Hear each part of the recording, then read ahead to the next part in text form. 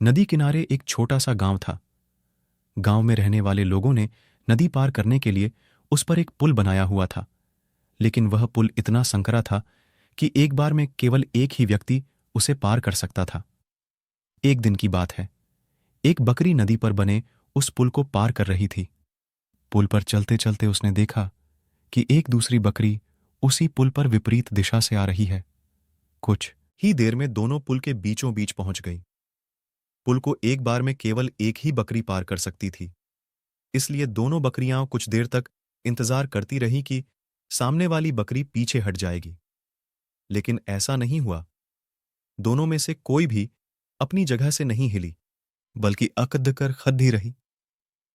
तब एक बकरी दूसरी बकरी से बोली, तुम मुझे जाने का रास्ता दो, क्योंकि मैं तुमसे बड्ढी हूं।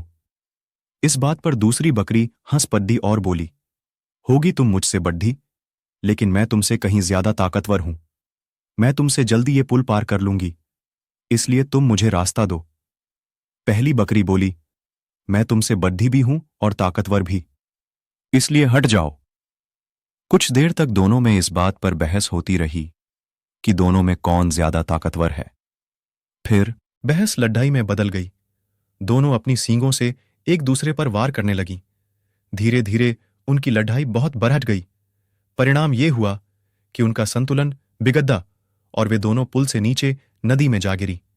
नीचे नदी की तेज धार उनको बहा ले गई और अंततः दोनों मर गईं।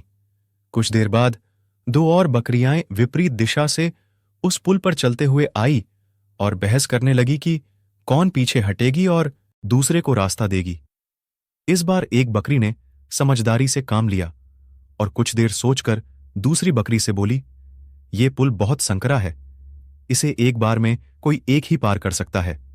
यदि हमने लड़ीडी बेचने की मूर्खता की तो नदी में गिरकर अपनी जान गंवा देंगी।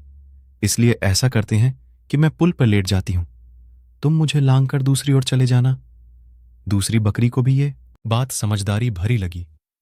उसने पहली बकरी की बात मान ली। पहली बकरी पुल पर लेट गई और दूसरी बकरी उसे लांघ कर दूसरी ओर चली गई। इस तरह दोनों ने पुल पार कर लिया। सीख गुस्सा और अहंकार बर्बादी की ओर ले जाता है। वहीं समझदारी से काम लेने पर हर समस्या का समाधान निकल आता है।